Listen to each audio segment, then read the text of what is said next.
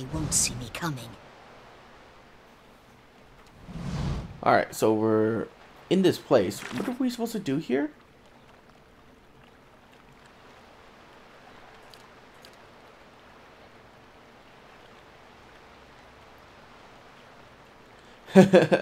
Oh my god, I can't believe they did that. All the living heirs to the Riedrich holdings have been slain by my hand.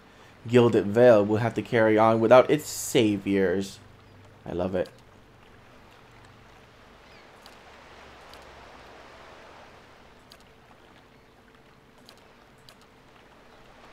Travel to Anslock Compass to speak to Mother Ranga.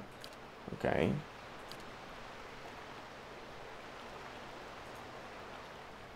I'm gonna travel and then...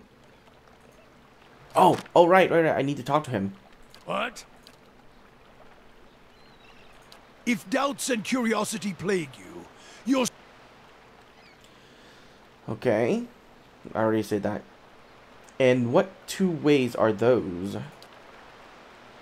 Either your dry field and field harvest burning, he finds a moment in his eyes flat. Darkness. Okay, blah blah blah blah blah blah. The cost of troubling me seems... During Grummus. Do you know anything of the Drywood and its surrounding nations? Drywood's the best of them, still has spirit. If a land can have one, it's a place where a man can walk freely, even make new roads, and that's a rare thing in this world. Its generations, however, are damned, so no new footfalls may spell an end to it. Do you mean the Hollowborn? Yes, Eothas' last stab at revenge after he was ended. Durin's frowns. Eothas was the god of rebirth, and his light does not fall on Drywood. I've heard some claim it's his doing. His death is closed the halls to new souls. He scoffs. I don't believe it. The problem is closer than that, and as always, it involves women and men, and they are always circling, within and without. The Villian Republic, Rikiras, and Saint Wars. One big bladed spiral, shredding everything around it. How do you feel about the Villian Republic? Durian snorts. Fortune seekers, garbed in robes of office, manipulators, traitors, and traitors all. I'm from the Republic. Is that a problem? Couldn't stand to remain. Don't blame you. He glares at you with a half smile, which fades. You look more humble than most. Any country so obsessed with style might as well be wearing scarves over their eyes. You think the Republic mean the Deerwood any harm? The Deerwood has best be vigilant, or they'll turn them into slaves as soon as ink dries on the trade treaty. The Drywood... whatever. The Drywood and all its internal riches is too tempting. Durin's voice drops, especially if someone else tames the country and the face painters for them. Face painters? Durin waves his hand dismissively. Tribes, Glenfathens, clusters around ruins like flies. What about Rikiras? Durin's face flushed, and a sheen of sweat forms on his brow. Too many adjectives to that so-called nation. Civil unrest, economic collapse, all tinder, just needing the right spark. Some farmer shows up, takes a god into himself, then takes a crown on his head. This divine kingdom he tries to set up goes without as well as you expect. A trickle of sweat runs down the side of Durin's cheeks and sinks into his beard. Suddenly, the population of heretics goes up by about half again, and Eothas starts turning his blood-stained gaze to every blasphemer he can find. Cleaning house is one way to put it. His face darkened and his eyes narrow. Purge is another.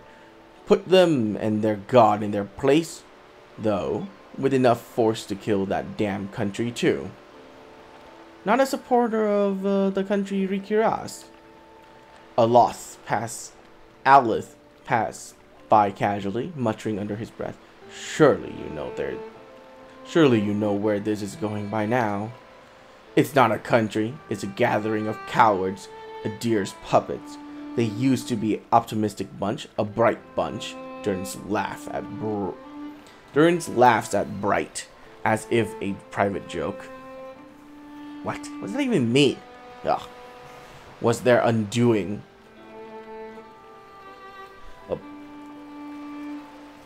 Should have embraced their misery without letting Farmer lead them to a brighter ruin. Almost Eutha's puppets too, but an end to that. They dangle on his strings, Waywinds dangle on theirs. They would never had any success on the battlefield had not their god come down. The Saints' War, Durn snarls, needed to call on their god to have a chance. Tell me about the Saints' War. Durn's eyebrows draw together in a frown. Then he grunts. Keep forgetting your feet are new to Direwood. The Saints' War wasn't a war. It was a god stepping past himself. The country of Raed Saris and all their heathens. They're paying for it now. Although by my count, the fire should have roared through their country with more force, catching all their souls. Truth, it wasn't even a war. It was a cautionary tale about pride. Specifically, Widewood's pride. He should have stayed a farmer.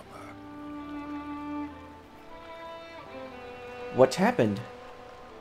Was what? 15, 16 years ago? 2807. Durns pauses, then shakes his head and shrugs. My memories are back with a younger me. I don't hold on to dates. I hold on to action and causes. The war was an act of arrogance, born straight from Rikiras' twitching legs. A man thinking himself more than a man. Durn snorts. Want to kill someone? Tell him a god speak through him. Then tell him he means him to lead, which puts him at the front of an army, and the army was as strong as you expect for Rikiras, as sick as that country was to begin with, yet a war was likely just what they needed. What's wrong with the country? Rikiras has its shares of troubles. It deserves all of them. It deserves Waywin. He was the light that led them to flames. Rikiras was in decline, a deer's poison already eating at its veins, economic bleeding, the dying of their faith. Durns frowns. Then Waywin, this farmer, claimed to take up Eothas in the flesh, and gives them the worst kind of hope. What happened then? They crowned him. Durns taps his head, making a slight bow, and then his face turns back to you. He's wearing a feral smile. They make him king, the worst kind of blasphemy. And once he wears the crown on his head and the god in his flesh, why, he starts making changes, divine changes. Durns' eyes blaze. Then he decides he's going to change us, save us. How? He marches on Direwood to free us from our beliefs, like he freed the other souls in Rikiras. Cold Morn offers up its belly with no resistance, and it's spared. Durn snarls. The bloodshed starts when he sacks Mercy Vale, a touch of irony that puts it to the flame. Cold Morn? Durn spits snarls. Cowards and Cold Morn is an apt name for them. They lay still, frozen, while their fellows burn. They'll pay Magrin's price one day for such cowardice. What did Eothas do next? Eothas keeps marching. Direwood takes to the trees, cutting at his flanks, his scouts, his troops. It seems near hopeless. Durn's face becomes grim, then smiles slightly, until Halgoth Citadel, the God Hammer. There, we put him to the flames, burn the god out of him, if there ever was one to begin with. Dozen brave men and women take to the bridge, make a stand, then we torch him with fire on the God Hammer. What is the God Hammer? Gods have taken flesh, in all respects, taking willing and unwilling vessels. It's not a violation, it's what gods do, as long as they accept all that comes with it. Men are weak. Gods? Well, we showed old Widewen that he was flesh and blood, no matter how much light was pouring out of his farmer's hands. Took men of faith to build a weapon, a godhammer. Judgment. Proved him dead at Halgot Citadel. This is really annoying, just switching back and forth between no voice acting and then voice acting. It's annoying. See? What the hell? Why can't they... Oh my god, whatever. It was a weapon of Jaiward's people, their independence. There are few that would deny that Eothas overstepped. The Godhammer reminded Eothas of this. A fire and force so terrifying, so bright, it burned the god away. Durrance held his staff and his hands locked around it, tracing the etching. As you watch, the top of the staff blossoms, burns brightly, and Durrance speaks, his face illuminated in the fire. A weapon that would burn brighter than Eothas, and we led him to it, and burned it at the stake. The stake was the Godhammer, and we impaled him on it. You said you fashioned it? Durrance nods. Wasn't easy, shaping it, crafting it, the pieces of the curve on the relic. Even then, it was a massive thing, something that required a god to come to it, rather than be cast at him. Though, luring him to it, that was the easy part. Gods are prideful. What happened? We led him to fields, ones that he remembered as farmers, perhaps. The field right outside Halgoth Citadel, Durrance frowns, now Godhammer Citadel. It was right across the Evendur Bridge, an easy trek, Durrance frowns. Men died, then more died during Eothas, luring Eothas into Evendur. We had carved veins and paths through the bridge, excavated the foundations, filled them with power and ember-hungry grains, eager to burn. Our hands had even pried the mortar and rock loose, sharpened them to points, so they might be rent from their foundation easier, and tear through the flesh of that pretender. And so you use Evendur against Eothas. We poured the Godhammer into its foundations with faith. Set it alight. Let the hammer fall, upwards onto the anvil. 8 died before the Godhammer fell, and the Godhammer claimed the remainder, 12 in all. And Eothas went back to the ether, or the grave, Durrance grunts. He lost his voice and his love of war, I'll tell you that much. He sneers. I took it. It took only taunts by men, and that was enough to lure him across the bridge and right into the new sun. Durrance straightens his back, draws a deep breath. It lets Rikirat see how bright their arrogance had become, and became a symbol by which we answered their purge with one of our own. Purges?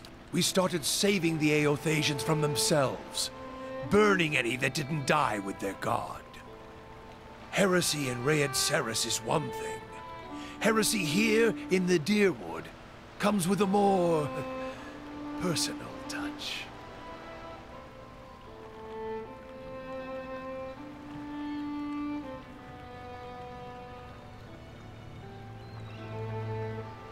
Seems just. A wounded enemy is still dangerous. As I see it, every Eothasian who still lives in the Deerwood puts the nation at risk, is another dagger held to the throat of our faith. Root them out, burn them, or send them back to Rayed Ceres to wallow in the blood of their failure. Really? It's called Rayed Ceres? Well, I've been reading it wrong all this time because there is no voice acting to tell me what these... Oh my god. Whatever. It's okay. Alright, so I have to rest before I can talk to him again. The fuck? Huh? Mm-hmm.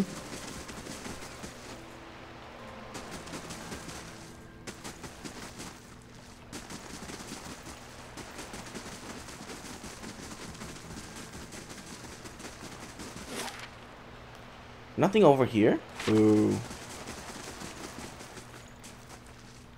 Two villagers stand by one of the tide pools. They are breathing harshly, clearly winded, and look up nervously as you approach. Good day to you. If you're here to fish, as we were, stranger, you'll want to avoid the compass proper. The dwarven woman points to the southeast. Her companion shakes his head. A lot of ships wind up spread across the rocks here, so we didn't think much of the wreckage until we heard something. A terrible noise. I thought maybe it was a survivor, but he wasn't alive. Moving, but not truly alive. She shudders. It was awful. What are you two doing here? Fishing, of course. Except I lost my fishing rod when I flung it at the head of one of those monsters. He sighs. We were looking... the tide... What? We were looking... Oh, okay. I need to finish actually reading the sentence. We were looking the tide pools over and thought we'd try our luck down by the rocks. Got the fright of our lives. We'll have to make do with the nets here or go hungry. You said there were a lot of shipwrecks here. The woman nods. All the time. It's the lovely place, but dangerous as anything to sail. Good fishing most days. She wipes her brow. I think we'll look further up the coast next time. What do you mean? What do you see? Corpses. Walking corpses. We don't want any part of it, whatever the cause. Might be we can find something in these tide pools, and then we're headed straight home. Alright, goodbye. Good tidings to you. Wait, did you hear that? Craved Afila Thirlim. It's just a sorrow. Fucking kill it.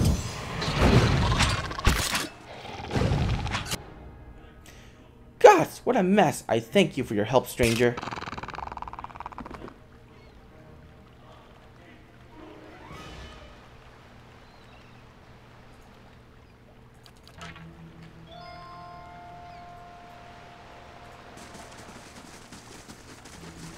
So we know there's zombies here. Crabs and small fish cluster in this pool left behind by the tide. Craved Afila Thirlim.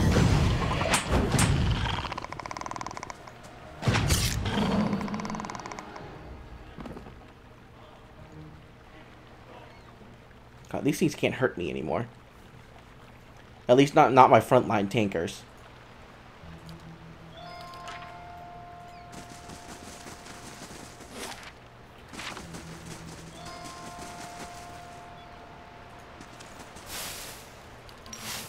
There was a note there. What does that say? Page from Fovanos Travels. After several days of journey, it seemed it is time to, at last, to part ways with my traveling companion from New Hemar. A pity we could not see the compass together, but perhaps we will have as grand a time in Gurn Grasp. I have given him my gloves for safekeeping, for I will hardly need them in such fine weather.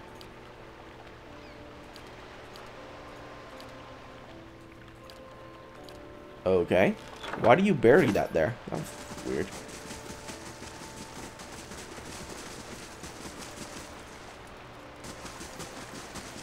Ranga! Hello, I'm supposed to meet you here.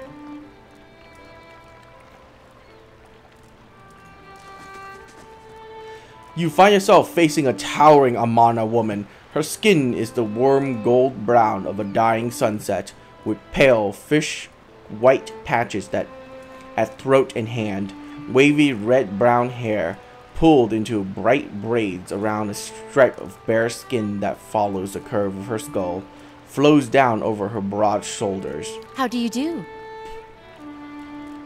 She regards you calmly, evidently unsurprised to find you here at the edge of her camp by the water. Have you come for medicines and craftsworks, or to share the fire? She gestures to a large cauldron nearby.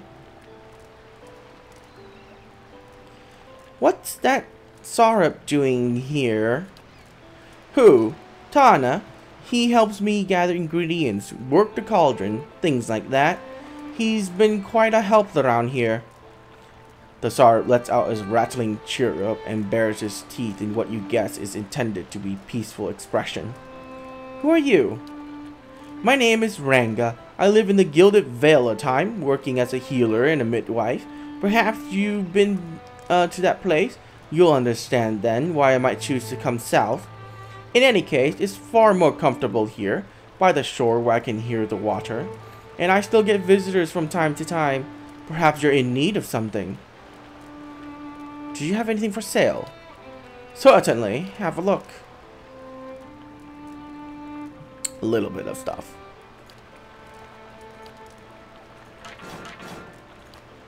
Here, take some of these. Do I want anything in return? Not really. Gods keep you.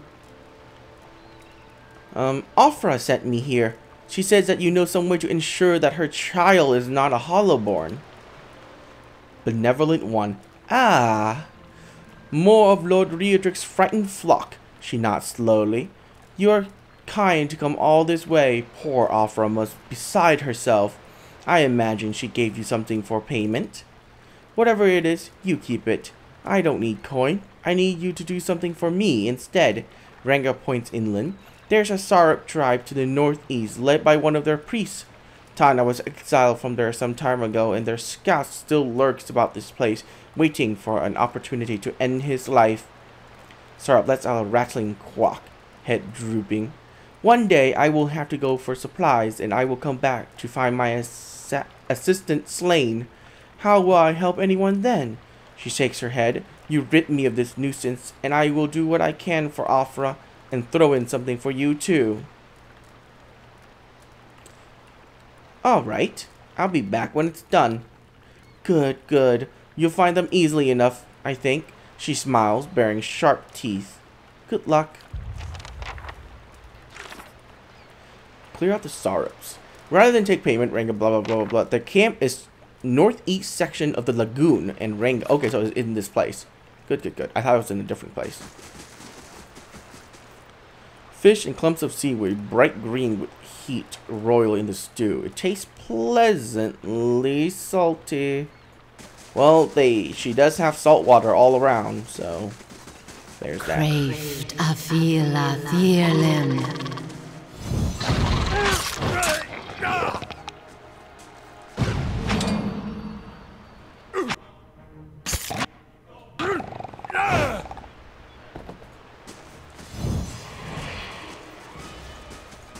Aye? Of course. Right. Can I please grab that thing? Thank you.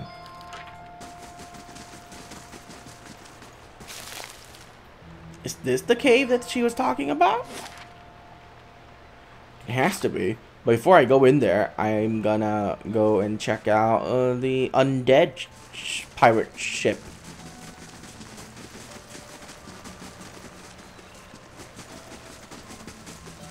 Okay, let me save.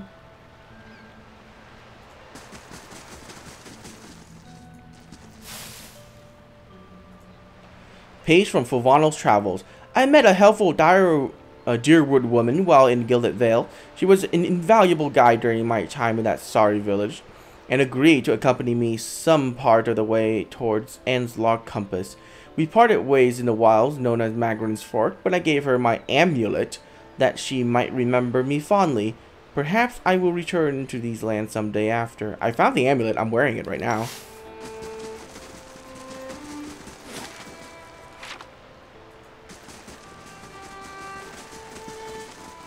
Craved Afila Thirlim. Too easy. Damn.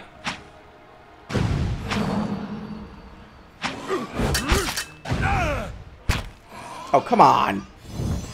There you go. Thank you. Craved Afila Thirlim.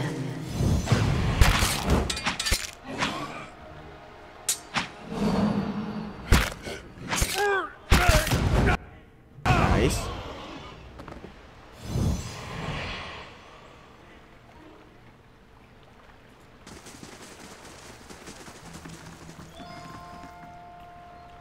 Seaweed.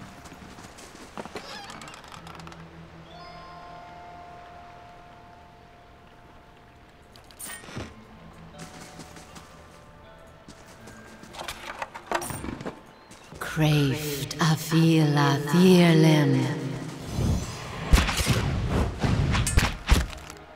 Damn, 23 damage.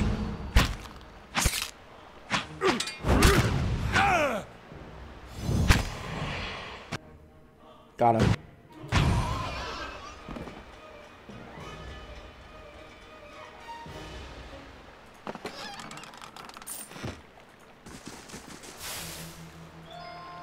Page from Fulvano's travels. While traveling west towards Gilded Vale, I encounter a fellow traveler with some considerable intelligence, and we engage in pleasant conversation. It came to light that the poor fellow had the most execrable pair of boots upon him. I gave him one of my spare set that he might better appreciate Villian craftsmanship. May they serve him well, for he said he intended to cross the wilderness known as Black Meadow. I cannot imagine it is a pleasant place. Oh, come on now. Center of the ring jacket, stone this boulder, cast a long shadow, blah blah blah blah blah. Okay. That's probably a natural sundial.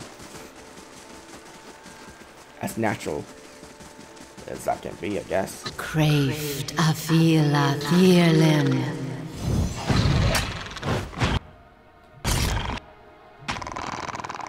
Yeah, Sarups are really weak.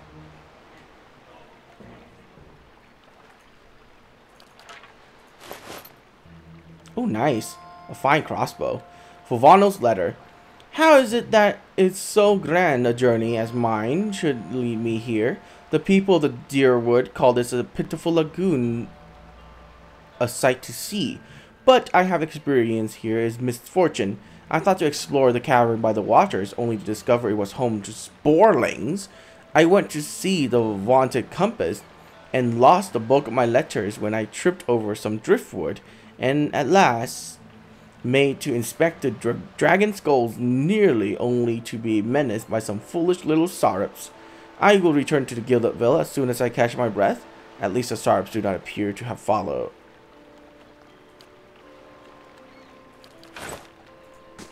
And he's dead. Craved Afila Thirlim.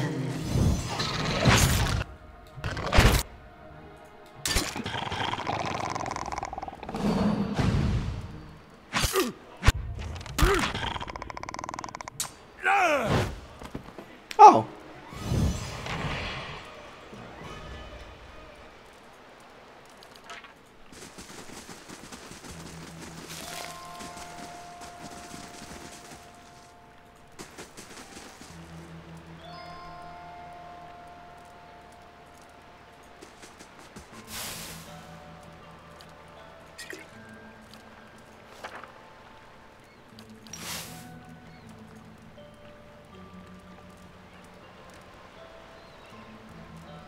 Sorry, I'm blinking it because I'm trying to see if there's anything. Nope.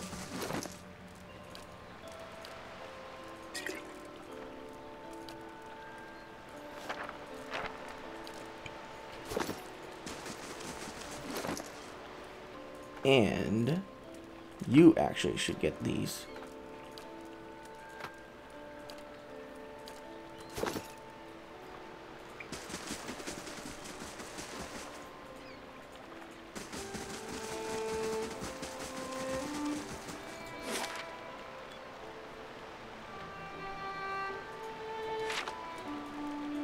Okay, let's go back.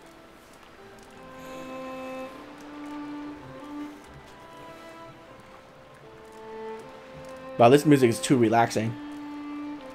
I'm getting tired.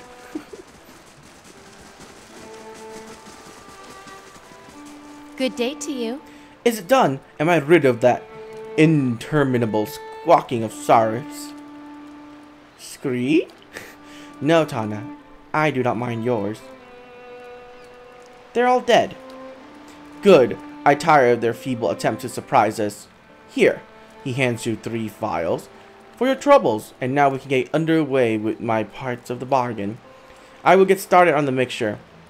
But I need one more ingredient. Some spores from the creatures in that cave there. She points just north of her little stretch of beach. Sporlings, they call them. is a useful material. I need one for the mixture. You are welcome to find any other. You're welcome to any others you find. I'll go find some. Good. I will prepare the rest while you are gone. Once you return, it should not take very long to finish. Hail and well met. Oh, you don't let me sell stuff right now?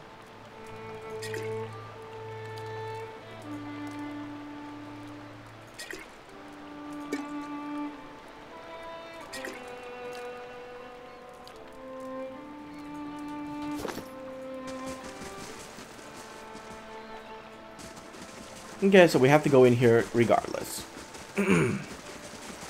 Let's finish up this quest, and we'll be done with this area.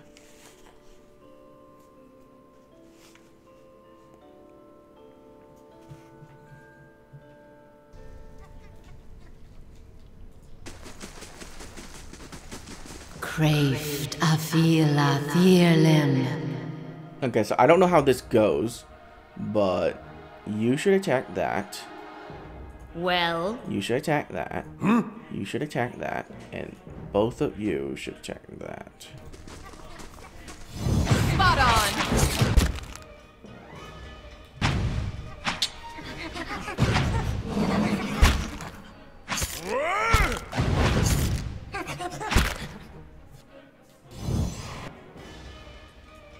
Good, now everyone can focus on that. How may I help? No, we'll use... Uh-oh. Uh-oh.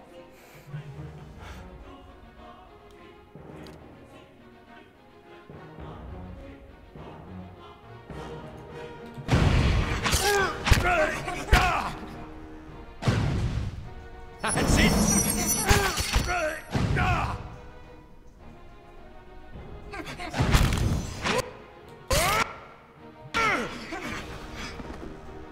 Hmm?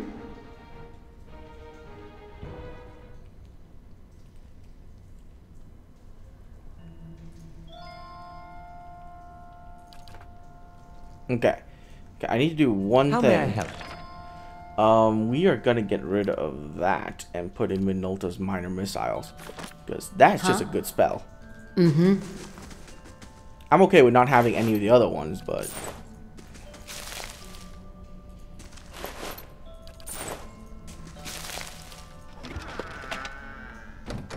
It's just an arbalist. Moss and mold cover the bones like a blanket, smelly, unearthly, and wet. That was not that bad. I thought it was going to be much worse. See, now I cleared out the cave for you. You can go in there, go in and stay in the cave instead of outside.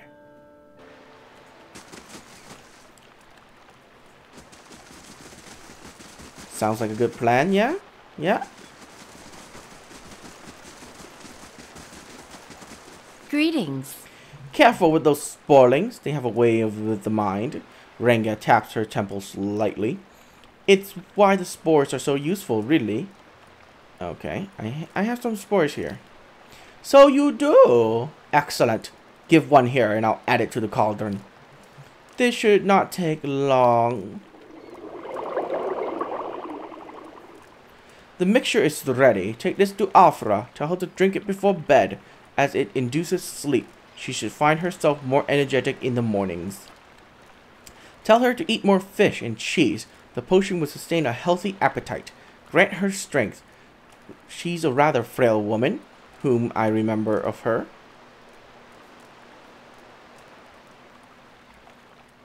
What is this in this potion anyway?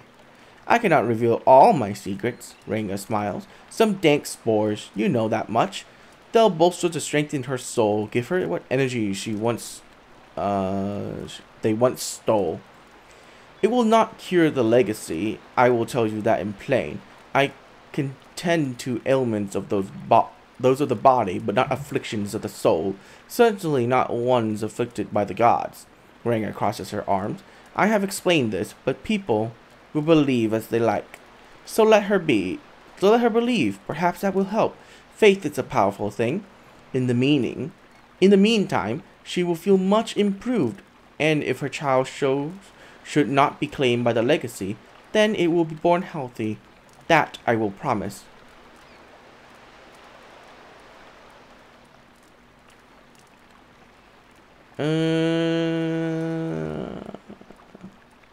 No, she's not really a charlatan, because she did say that she tells them that she can't cure it, but people just won't believe her. So, alright, I'll be going then. I have done what I can, as promised. Tell Aufra I wish to help her. Hello. Oh, I wish her well, or something like that.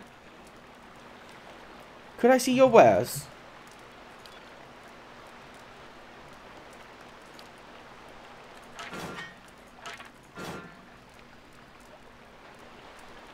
Oh my god, the arbalist does a lot of damage. I will keep that for now. Actually, I'll switch it. Wait, is that also an arbalist? Oh yeah, never mind. I got the better one.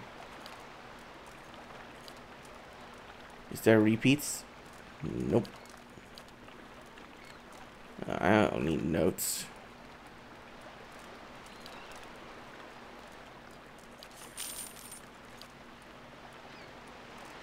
Hail, traveler. I could use some rest. You don't mind if I share your camp? After all you've done for me, you're quite welcome. Get some sleep by the fire, and I will keep an eye on the tide. Yes.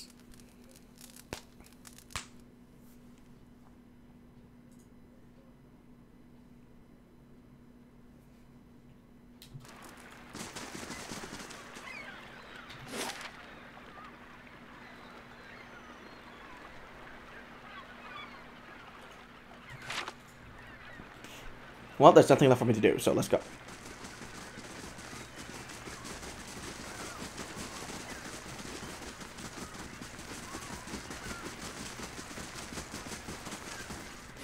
Return to Gilded Vale.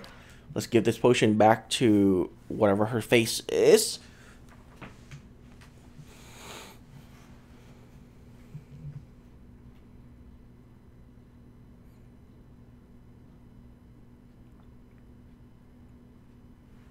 Hopefully I find more people, then I can get rid of the ones I made.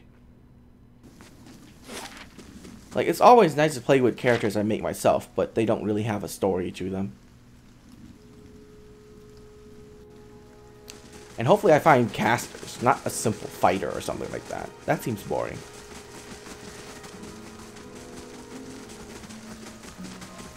So far, I'm glad that all my party members are magic based. That's always a good thing.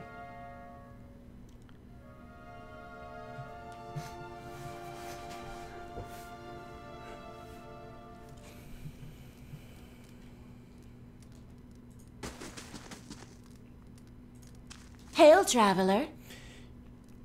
You were some time away. I worry you wouldn't return. Is that it? Have you brought it? Aufra looks at you hopefully. What did Ranga say? Yes, I have it. Here it is. You really did it. Oh, bless you. I don't know what I would have done without you. Now my baby will be safe. Aufra beams at you. I can't thank you enough.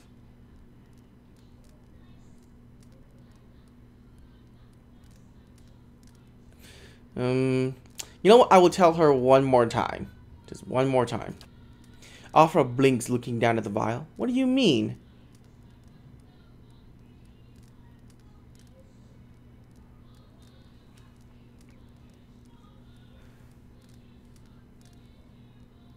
It doesn't do what you think. Ranga say it'll make you feel better, but that's it.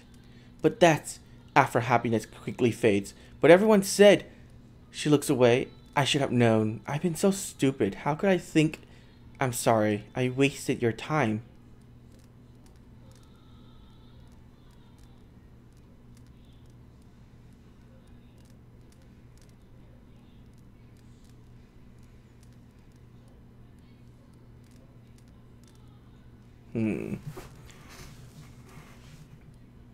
You don't know that your child will meet the same fate.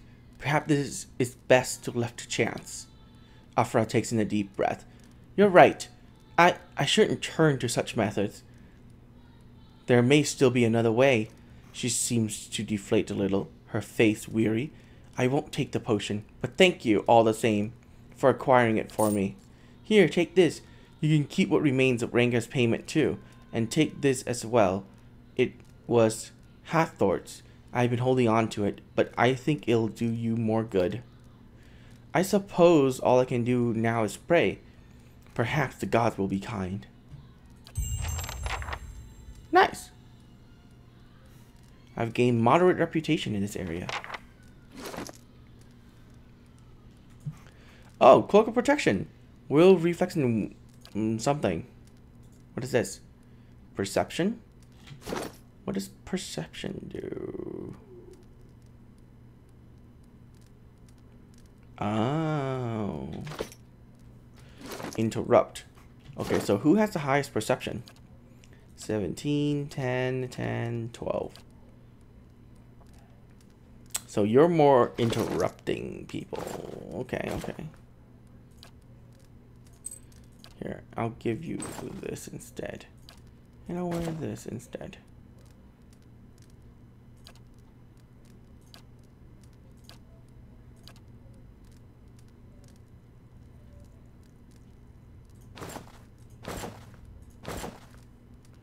Oh, it won't increase anything because she already has it. Yeah, it's nullified by other things. Will plus 10. Actually, you don't need a lot of will. That's healing.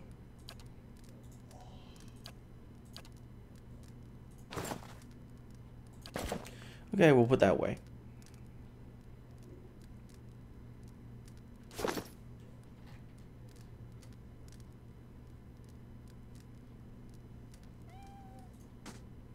So I got a quest experience for that. Not bad. 885, I believe, for each person.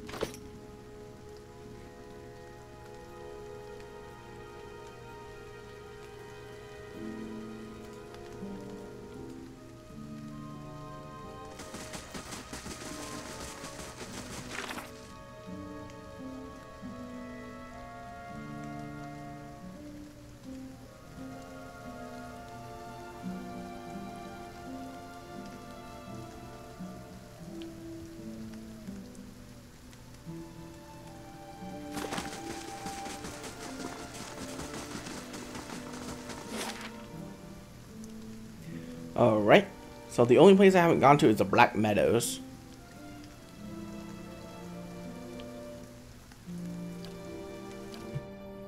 So let's head there.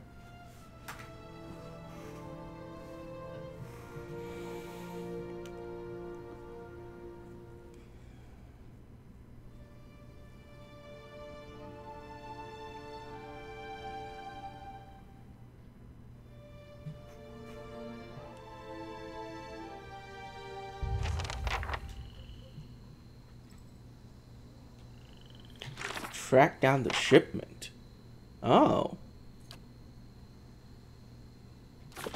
Oh, wait. Can I talk to him again? If doubts and curiosity please. I want to know more about the salvation. When the Animancer tries to place animal souls into children during snarls, if you ever needed proof of their trespasses, that alone speaks to it. Waywinds may have taken a god, but to put an animal inside the vessel of a child. Durn shakes his head, his face wrinkling in disgust. Animancy is madness. Wow, that needs fixing. Because the quotations also includes the narrators. Whatever. Worse. It took too long to see the crime for what it was. I heard of the first tales, the Orlans suffering first. He chuckles, ruefully, then sneers. Like they always do, animals within animals compounding the madness. Did you see what happened? First was a woman could have chalked that up to female weakness. Then the catman would have chalked that up to them being animals. His hands tightened on his staff. Then more and more and more souls ended up at their claws. Durin's gaze hardened. I would have given anything to place them within a cage with those they saved, to see their craft shape the craftsmen. Let those children tear their tormentors apart. I can only give a taste of what they would suffer. It is meager fare for us both. Let's see something else. I suspect the answers will seed more questions. Tell me about Magrin. Oh, you know her. You must. He gives you a bitter chuckle, then his tones even out. She's a many-headed bitch. What is your view on Magrin? She's a goddess, as fickle as they come. And with all the failings you'd expect of an empress and a whore. Too many eyes, too many wants, too much to hold on to. That's the failing of a god. More aspects than words to describe her, like most of them. A god with many nations to oversee, only serves to spread herself too thin. Although the flame rarely crosses twice, so perhaps that is the only truth she embraces. Who knows? Gods get greedy. When it comes to fire, fire is God's hunger. What are her aspects? Durs begins to count on his fingers, chanting it off. War transforms, fire consumes, trials purify. Warfare, fire, consuming, purification, and most of all, transforming. Trials as well, but all things are put to the test anyways. A trial can be consumed, purified, transform. They are all linked, although at its heart is the flame, and the flame is what matters. It is the source of all things. Guess they should have started with that, eh? Any fool around a campfire knows that. Without flame's fire, we would have made little progress in the dark. To hear some of the inner fires tells it around the hearth and bellows, even in the halls of Ashfall. You think that fire brought life to man, and that fire was Magrin. Some of the older texts say that she rubbed her hands together and they burst into flame, or another god shafted her like a poker. There are different perspective on her then. He grunts. Mine is only one sight among many. Durns frowns, pauses, then his eyes take on an anger gleam. But here's one. I can speak to how the losing side sees her, and that should tell you enough. Let me speak to what an Adrian sees, or an Adarian sees. Okay. And what does an Adarian see? The Adarians have a proper, polite translation for her. Excellent in war. Tactical discipline, he snorts. That's why they lost the fuck... Wow, that's the first curse word, like modern day curse word I've read in this entire game. It completely threw me off. That's why they lost the fucking colony, of course. They were properly still quoting while we had... Oh my god, this sentence. They were probably still quoting that while we had them bent across the decks. All their guns and cannons are fine, but useless when your staff is crackling light into their skulls, dispensing red gifts left and right. Durns' fist tightens and he laughs. Adirians call that elevation, divine awareness. Those words are as welcome as shit in one's boot. And that's all they took back with them while they're running. He shakes his head. A lesson learned at the wrong time. Almost feels a pang of sympathy for them. Almost. Lessons? What do you mean? The title of a god isn't knowing a god. Adhering to words rather than walking the path. Testing yourself in the heat of it. Walk until the words are stripped away and you feel it burning in your heart. That is the lesson. That adherence, politeness, that pretty adherence to the words of scriptures as they saw it, that burned their ships, scarred them, keep them running throughout the Direwood campaign. He snorts. Divine awareness. There is no truth faith in waiting to be tested. The best in battle have already shit themselves plenty. Shit themselves until they dry. They're dried and can focus on the killing. Okay. Enough about Magrin. Enough. I suspect the answers will seed more questions. Does she have any allies? It's still about Magrin, because apparently there's more unlocked after I talked to him. But anyways. Some, shaped for hunt and war. Abidan the Golem. Galawain and his beasts. The latter keeps us honest and awake. The other makes the tools by which we punish those who are not. Abidan? Not surprised you haven't heard. More gods than weeds in a field, and those are only the ones of this lifetime. They come and go, but are always here at the same time. Abidan used to look human. Durin's grunt got killed, then built a new body for himself. Transformation with Magrin's help. Perhaps she needed her own blacksmith to tend the fire. If so, Abidan serves it. Durin's frowns. He's a weapon, a tool, not a god in my mind. Still, the people of Direwood, the cities especially, hold him dear. So be it. Although, if the reward for hard work and craftsmanship is a body like his, I'll keep my blood and my cock and hips to thrust it with.